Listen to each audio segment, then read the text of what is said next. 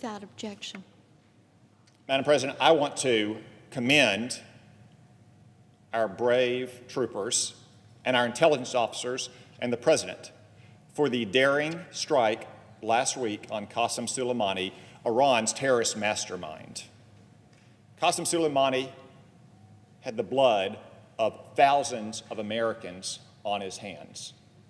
And he was plotting to kill more Americans, just like his terrorist proxies had killed in Iraq on December 27th. He even was picked up when he landed at Baghdad International Airport by a terrorist culpable for the bombing of our embassy in Kuwait in 1983. You would think that everyone would celebrate the death of a terrorist monster. But no, you'd be wrong. You'd be wrong. Our Democratic friends have been criticizing and complaining ever since Qassem Soleimani died Thursday night. Two particularly surprising complaints I've heard is that the Democrats weren't notified in advance and that Qassem Soleimani's plot wasn't imminent. Let's think about those criticisms. The Speaker of the House and Minority Leader weren't notified in advance of a target of opportunity against a terrorist mastermind. I'm sorry, but what did you expect? Is the President or the Secretary of Defense or the Chairman of the Joint Chiefs of Staff supposed to call hours in advance when they don't even know if the target will show up where our intelligence expects? Are they supposed to call when the missile is in the air? Give me a break. Give me a break.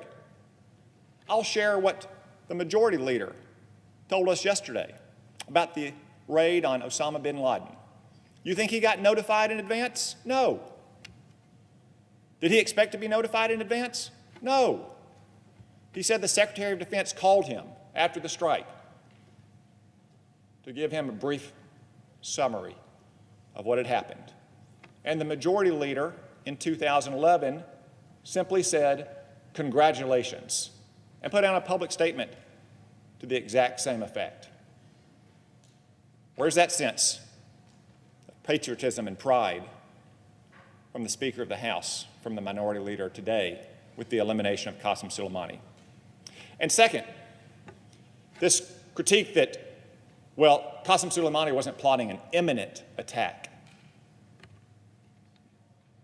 I mean, we're talking about how many terrorists can dance on the head of a pin here. Qassem Soleimani had been killing Americans for 30 years. He was flying around the Middle East to meet with his terrorist proxies in Syria and Lebanon and Iraq to plan how to kill more Americans. We just had a briefing downstairs with the Director of the CIA and the Secretary of State and the Secretary of Defense and the Chairman of the Joint Chiefs of Staff, in which they said, yes, the plot was imminent. Intelligence is never ironclad, though. It can rarely say a strike is going to happen at this time, at this date, at this target. That's apparently the standard the Democrats want to hold the President to. Not weeks, not even days, not even a period of days, against a hard target that presented an opportunity, as Qassem Soleimani did last Thursday night. Let me say this.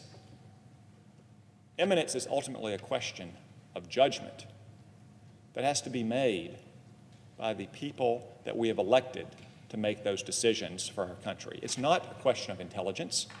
Our intelligence officers have great skills and capabilities. They can tell us the best intelligence they have that suggests the timing of such attacks. But it's ultimately for the people's elected representatives to make those judgments. And I would just submit that if you're a soldier sitting in Iraq with Qassem Soleimani flying around trying to decide when to kill you, the question of imminence probably looks a lot different than if you are a comfortable senator sitting behind guarded doors with armed security details protecting your every movement. So I will simply say yet again, Qassem Soleimani got exactly what he deserved.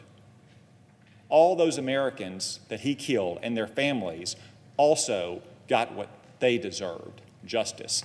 And America and the world is a safer place because Qassem Soleimani is no longer a part of this world.